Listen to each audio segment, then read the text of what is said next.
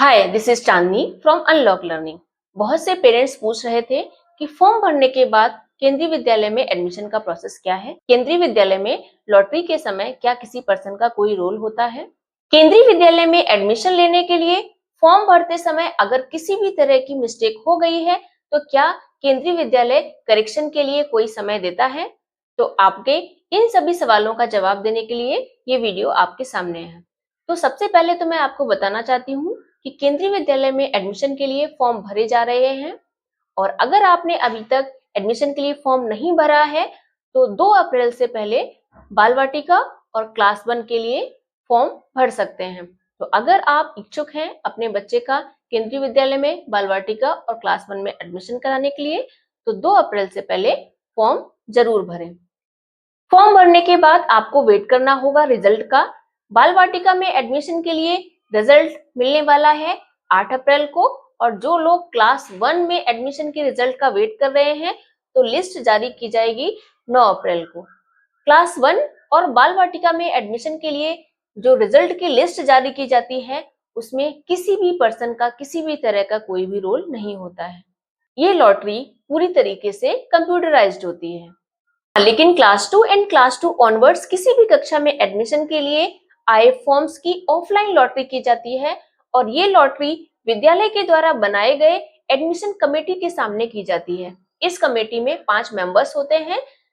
इन members में सबसे पहले तो विद्यालय के चेयरमैन, विद्यालय के प्रिंसिपल, विद्यालय का सीनियर मोस्ट टीचर तथा 2 अभिभावक।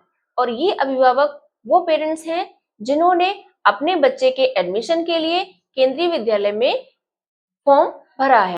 इन अभिभावकों में से एक तो महिला अभिभावक होंगी और दूसरे पुरुष अभिभावक होंगे। तो ऑफलाइन लॉटरी इस कमेटी के सामने की जाती है लेकिन ऑनलाइन लॉटरी पूरी तरीके से कंप्यूटराइज्ड होती है। कंप्यूटराइज्ड लॉटरी के बाद जो रिजल्ट आता है उस रिजल्ट के अनुसार केंद्रीय विद्यालय के द्वारा बच्चों का एडमिशन किया जाता है।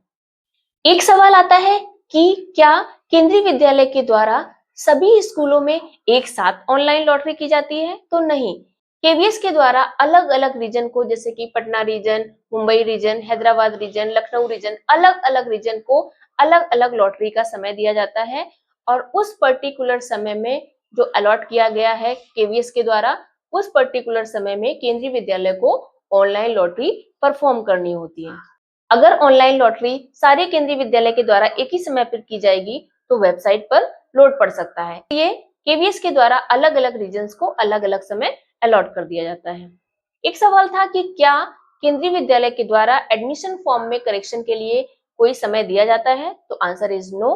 केंद्रीय विद्यालय करेक्शन का कोई भी समय नहीं देता है। अगर आपने फॉर्म फिल करके सबमिट कर दिया है और उसमें किसी भी तरह की कोई भी एरर है और आप उसमें करेक्शन करना चाहते हैं तो आप अपने फिल किए गए फॉर्म को कैंसिल करिए और फॉर्म को लास्ट डेट से पहले दोबारा से फिल कर दीजिए।